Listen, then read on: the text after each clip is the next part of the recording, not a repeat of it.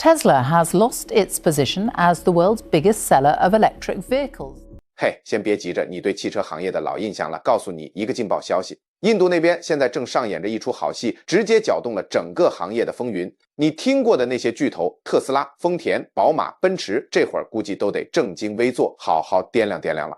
你想啊，多少年了，全球的汽车圈一直是这些品牌的天下，感觉就像剧本都写好了，最后的冠军非他们莫属。但不好意思，剧本现在要改了。主角是谁？就是印度自己的两大车企马恒达和塔塔。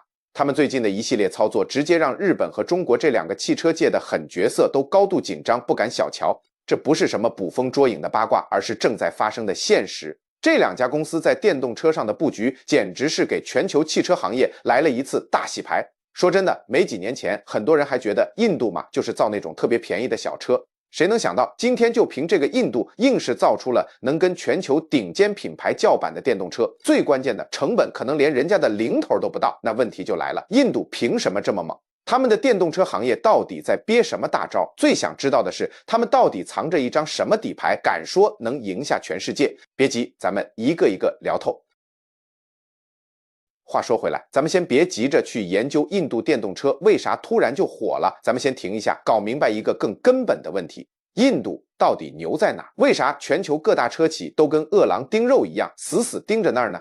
说句大伙儿都懂的，印度现在人口第一，快15亿了。Normally， 通常来说，这么多人可能被看作是累赘，比如就业压力大、交通更堵、贫困问题也更严重。但印度不一样，这庞大的人口慢慢成了它的王炸。为啥这么说？人多意味着干活的人多，劳动力、买东西的人多，消费者买车的自然也多。说白了，就是一个超级巨大的市场，而且还在嗖嗖的往上涨。这几年，全球车圈的人都感觉到了，印度已经不是小角色了，它已经是全球第3大汽车市场，还在中国和美国后面。不过光说它是老三其实有点不公平，因为现在竞争看的不是谁底子厚，而是谁跑得快。你猜怎么着？印度这增速跑得比前面那2位都快多了，但这一切是怎么让它一下子就变成全球汽车圈的新宠儿的呢？下面这几条王炸事实彻底搅动了风云。第一，印度的汽车保有量低得吓人，平均1000个人里汽车还不到50辆，啥概念？就是说还有好几千万人是第一次买车，这扇市场的大门还没开呢。第二，印度经济不仅没停，反而越走越稳，大家收入越来越高，中产阶级越来越壮，城市化也快得飞起。这几个一结合，造就了一个不减速反而在加速的市场。这么一个宝藏市场一苏醒，全球车企谁敢不看？事实上他们早就动手了。特斯拉一看印度政策松了，立马准备在本地生产。丰田疯狂加码混动车，还推出了电动化大计划。现代也在猛扩产能，宝马、奔驰这些高端品牌更是一口咬定，把印度当成核心战场了。大巨头们蜂拥而至，看起来一片大好。剧情在这儿突然来了个神转折，印度本土自己也悄悄搞出了一场大地震。这场变革不光欢迎外资，更是直接开始向外资巨头叫板了。印度本土的电动车产业就这么崛起了，而站在这场风暴中心的是2个现在全球都绕不开的名字：塔塔汽车和马恒达。他们现在干的早就不是普通做生意了，这简直就是一场可能要改写全球汽车行业规则的前戏。接下来咱们就一个一个好好扒一扒这2家公司。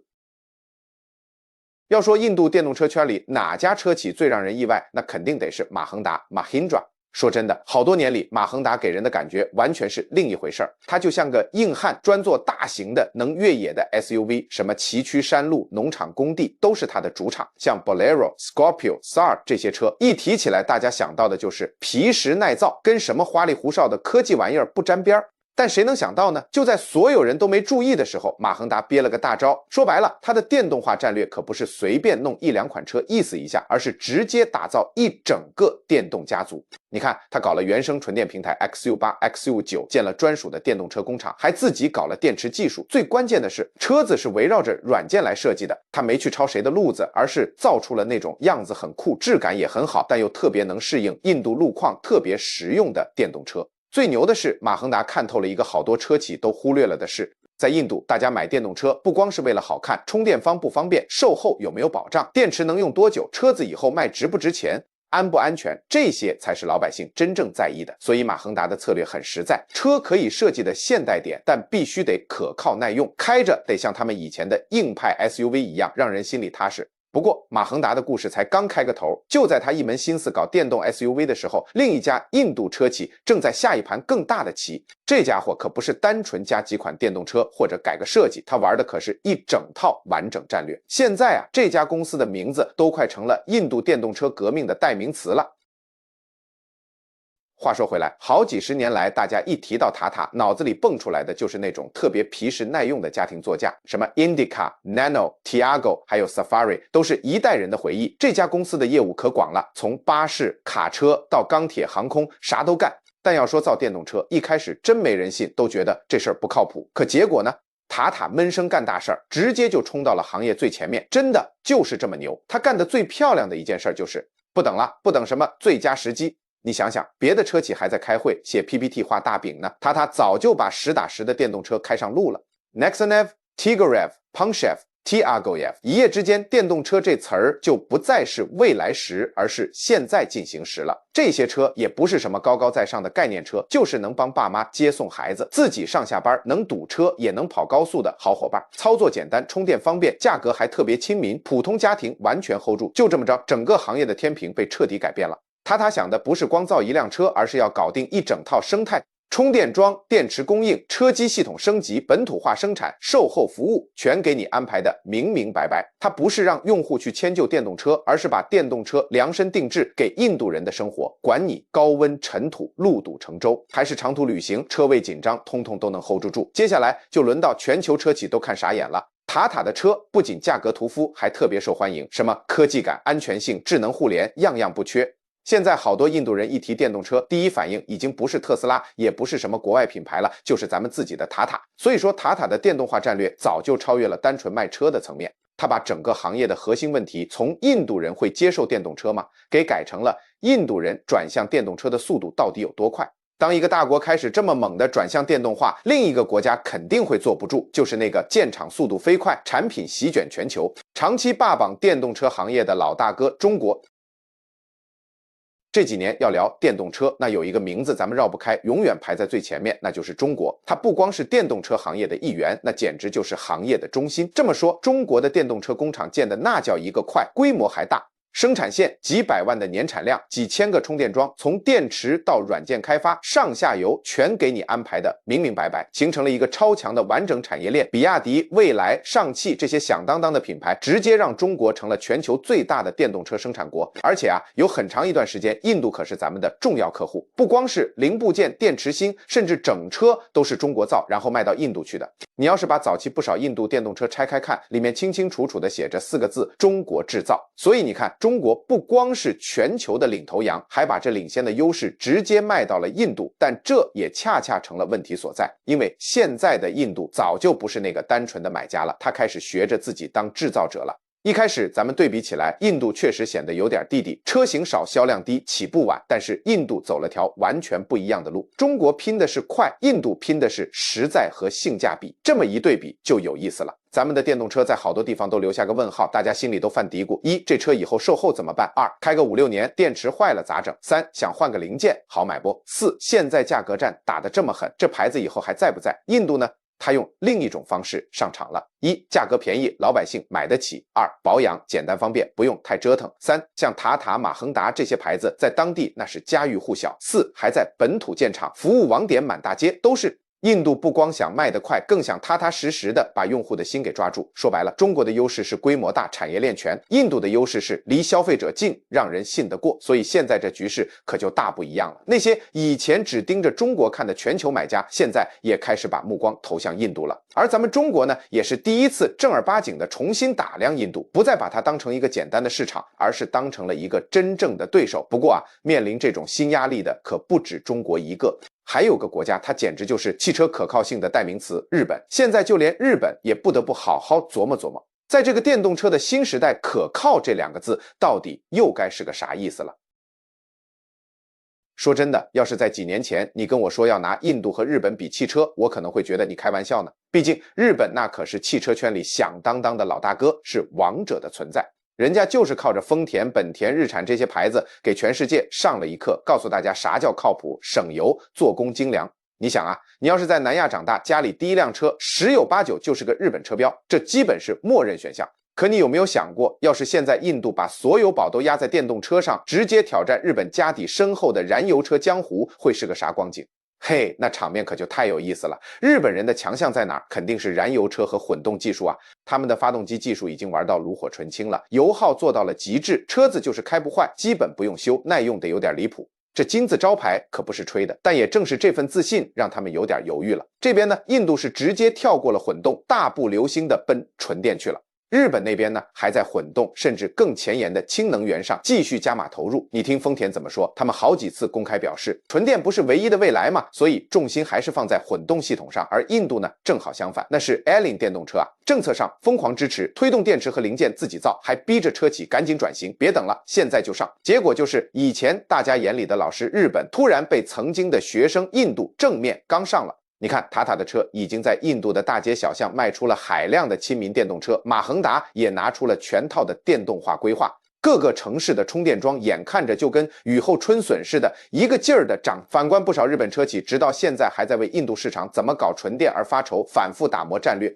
这种角色的反转带来的感觉，比单纯的技术对比冲击力大多了。几十年前是印度人抬头仰望日本的汽车工业，如今是日本人在盯着印度电动车的增长速度都眼红了。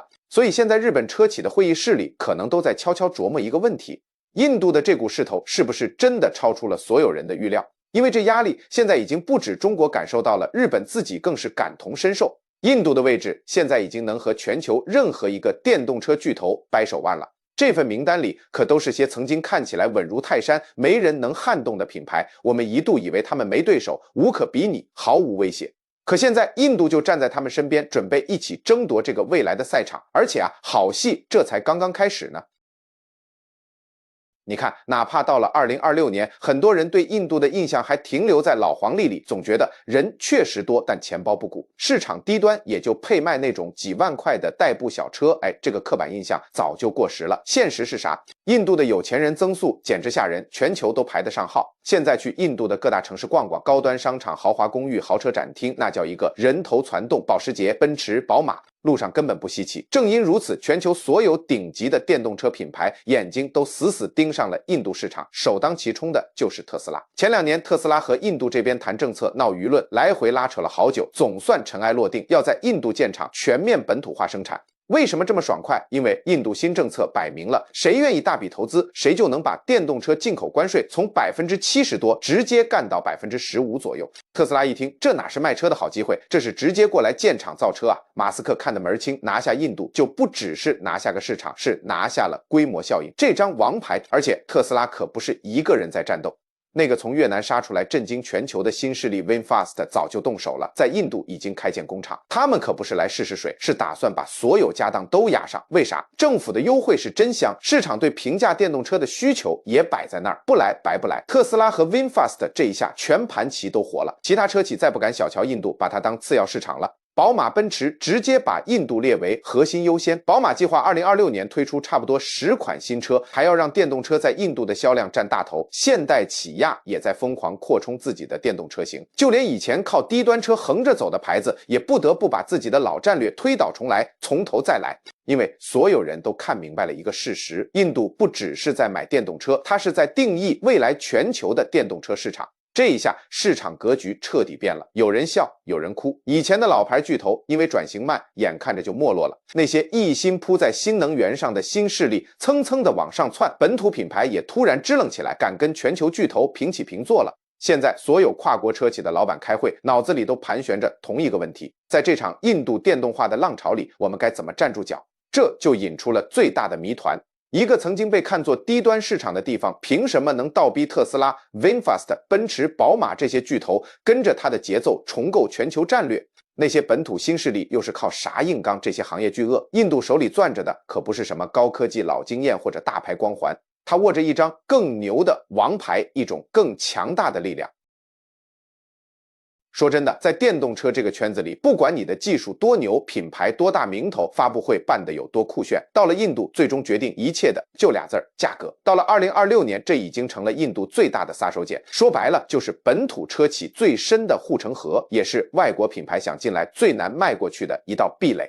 你想想，印度市场上绝大多数人根本不会花600万到700万卢比去买辆车，真正的战场其实在200万卢比以下，这块才是大家拼刺刀的地方。而印度本土厂商可比谁都明白这个道理。你看，像塔塔、马亨达这些大厂，他们的电动车就精准卡在80万到150万卢比这个区间。比如 Tiago EV 这种小车，设计就是给普通家庭准备的，是大家真正能买得起的代步车。他们可能没有超大屏幕，也没有那些花里胡哨的配置，但绝对够用实用。最关键的是，完全贴合印度人的钱包。反过来看另一边，大多数海外电动车品牌根本就没法在这个价位上跟他们打。他们的车一出手，起步就是300万卢比，有些甚至快到600万了。技术上没得说，性能也强，但对普通印度家庭来说，这价格实在是太不亲民了。这么一来，局势就完全反过来了。因为在印度，最成功的车不是配置堆得最多的，而是能让更多人第一次开上4轮子的车。这不完事儿了，还有第二个大优势呢。这事儿不只是车价的事儿，在印度，一旦你开上电车，日常的使用成本直接就能砍掉一半，算下来每公里的电费可能还不到汽油的一个零头，再加上政府给的税收优惠，在一些地方免费通行，车本身结构简单，坏的也少。这么一算，电车开得越久，省的就越多。海外品牌呢，总想着印度的路况差，就使劲堆料，用一些太超前的技术搞极致的豪华，塞一堆高端配置，结果成本蹭蹭往上涨。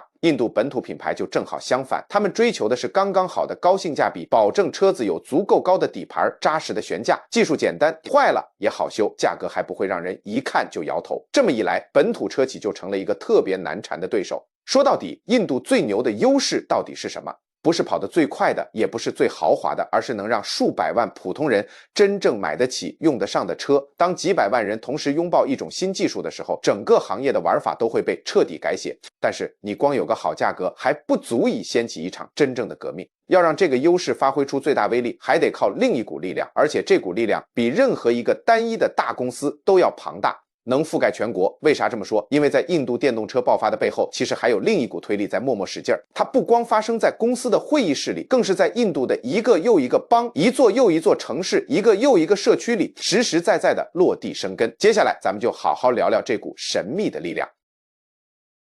仔细观察就会发现，印度这电动车起来可不是1-2家公司玩得转的，那是整个国家下了血本，硬是把发展路子给掰过来了。等电动车价格下来，大家就琢磨了，怎么才能让这玩意儿满大街都是，开到犄角旮旯里去。这时候，印度各州联手搞的那个大战略就开始悄悄发力了。印度没让国外的电动车随便杀进来抢市场，而是弄了一道关税门槛。你想啊，要是国外那些高级电动车开到印度来，进门就得交一大笔税，最后车价直接翻倍。这话说得很明白，想在印度卖车，那就得在印度造。最新的政策更是狠，规定你得投几亿美元在印度本地建厂，才能享受减税的优惠。想走捷径门儿没有，更不允许你把国内的库存车便宜甩卖。所以啊，外国品牌还在那儿算计着怎么省钱的时候，塔塔、马亨达这些印度本土公司早就哐哐往前冲了。他们的优势太大了，不用交高额进口税，因为从零件到组装，整个供应链都在自家门口全搞本土化。就连电动车里最贵的那个心脏电池，现在也在逐步实现印度制造。